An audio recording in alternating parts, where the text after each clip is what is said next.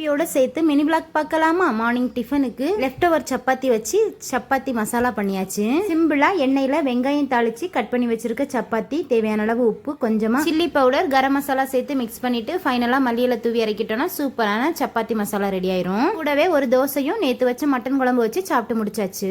லஞ்சுக்கு சொரக்காய் கடையல், பீட்ரூட் பொரியல், மீல் மேக்கர் வறுவல் தான் பண்ண போறோம். மாவு அரைக்கிறதுக்காக அரிசி உளுந்து ஊற வச்சிருந்தா எப்பவுமே அவங்க 2 பேருக்குங்கிறதுனால மிக்ஸிலே அரைச்சி எடுத்துருவா. இப்ப குவான்டிட்டி அதிகங்கிறதுனால கிரைண்டர் எடுத்து மாவு அரைக்க ஆரம்பிச்சாச்சு. சிம்பிளா மீல் மேக்கர் மசாலா என்னோட தம்பிக்கு பிடிச்சது மாதிரி செஞ்சிடலாம். எண்ணெயில கடுகு, உளுந்தம் பருப்பு, கருவேப்பிலை, காஞ்ச மிளகாய் தாளிச்சிட்டு ஒரு வெங்காயம் கட் பண்ணி வச்சிருக்கேன், அதையும் சேர்த்து வதக்கிட்டு மீல் மேக்கரை ஹாட் வாட்டர்ல சேர்த்து பிழிஞ்சு கட் பண்ணி எடுத்து வச்சிருக்கேன். வெங்காயம் வதங்கினதும் கட் பண்ணி வச்சிருக்க மீல் மேக்கர், தேவையான அளவு உப்பு, சிக்கன் மசாலா சேர்த்து நல்லா மிக்ஸ் பண்ணி விட்டுட்டு ஃபைனலா கொஞ்சம் வாசத்துக்காக மல்லியில தூவி இறக்கிட்டோம்னா சூப்பரான மீல் மேக்கர் மசாலா ரெடி ஆயிரும். சிம்பிள் தான், டேஸ்ட் சூப்பரா இருக்கும். ட்ரை பண்ணி பாருங்க. நான் மீல் மேக்கர் ரெடி பண்றதுக்குள்ள என்னோட சிஸ்டர் சொரக்காய் கடையலும் பீட்ரூட் பொரியலும் செஞ்சு எடுத்து வச்சுட்டா. முட்டையும் வேக போட்டாச்சு. சைடுல அப்படியே அரிசி உளுந்து ஆட்டி எடுத்து வச்சாச்சு. என்னோட அம்மா அரைச்சி எடுத்து வச்சுட்டாங்க.